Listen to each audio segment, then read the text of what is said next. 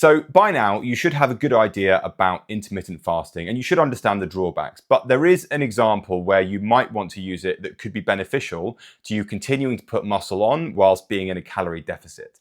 And that is to do with calorie cycling.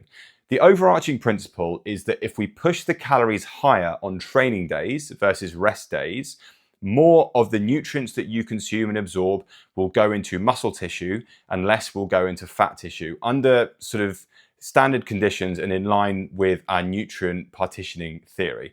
What that looks like in principle is, let's say, for example, you're on 2,500 calories a day. On training days, 5 days a week, you have 2,700 calories a day. On rest days, you have 2,000 calories a day. On those rest days, you might want to implement a fasting protocol where, for example, you skip breakfast so that then you're having 1,000 calorie meals a day that are suitably filling.